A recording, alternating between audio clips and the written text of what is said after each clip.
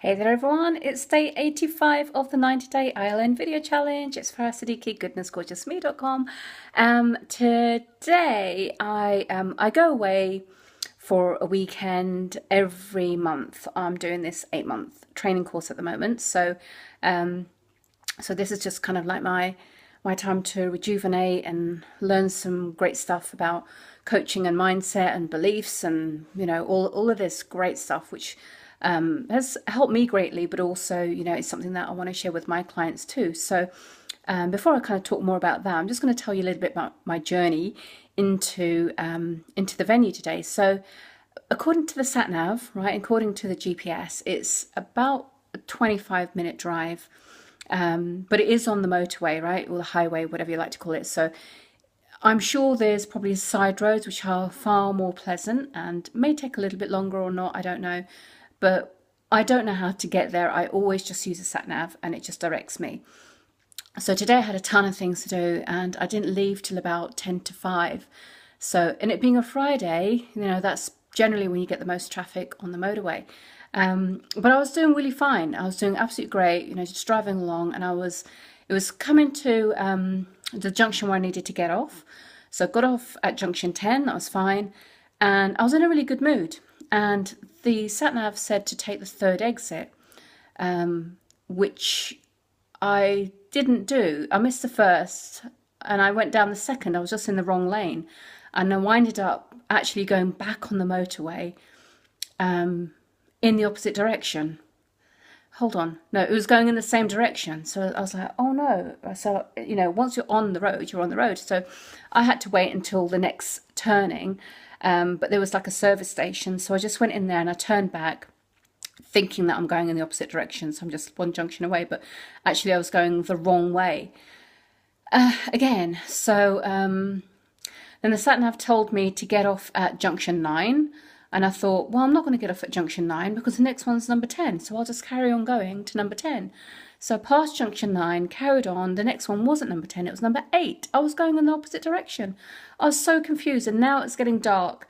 And, I wasn't late. I wasn't running late because I didn't need to be there till 6:30. So I'd actually allowed an hour and a half for a half-an-hour journey. But it was, all the time was adding up. So finally, I got on the right road, going the right way. But the traffic had just really built up. And to do a short run of 2 junctions, I think it was about 7 miles, took me an hour. So by now I was like, and it was getting dark and I was getting a little bit anxious as well. It's like, oh goodness, I'm going to be late. But then I thought, well, there's nothing I can do. There's nothing I can do. So when I eventually did get to the correct junction, the drive off was fine. It's just kind of quite quiet and dark lanes. But I eventually got to the venue and I got to where I needed to be. And normally we have dinner together at 6:30, and I got there at 7:30. In fact, it was nearly 7:45, and everybody was just in their groups and just sharing and just chatting about how their month had been. I did get a round of applause when I arrived, which was quite nice, and and I just joined in.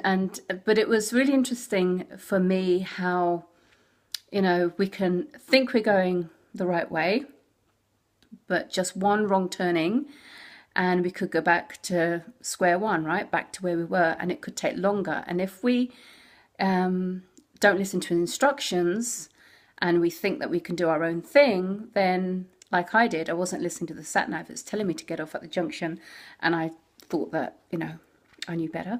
Then again, that's another lesson learned. So, I guess sometimes, you follow instructions. That's what they're there for, right? And if you want to bend the rules, then you're you're on a journey that you haven't mapped out. So that would be the first lesson that I would put forward. And also, I think the second one, it's quite a deeper one, I guess, is I was chatting to a friend when I got here, and he was really sweet, and he was saying, you know what, don't worry that you were a little bit late. Don't be anxious about that. Don't you don't have to apologize or whatever it is, but maybe this was just perfect for you to arrive at this time. Maybe it was protecting you from something.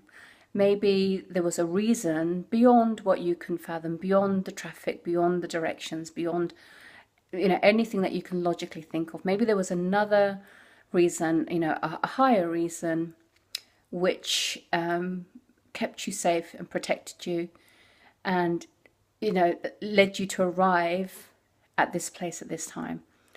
And there was a lot of comfort in that.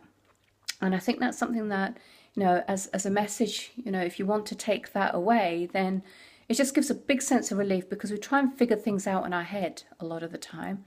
We try and make sense of it. We try to justify it. We try to rationalize it. And sometimes, does that get us anywhere? Maybe. But, if you just sometimes put a greater deal into faith and into, well, maybe that was the right thing. I did everything I could do on my part, and the plans didn't work out the way I wanted, but maybe there was a different plan that I didn't know about, which was a better plan. Okay, so it's just something for you to think about. At the end of the day, we make it all up anyway, so why not make that up too? That's my message of the day. So I hope you enjoyed that, and I will see you in the next video. Take care now.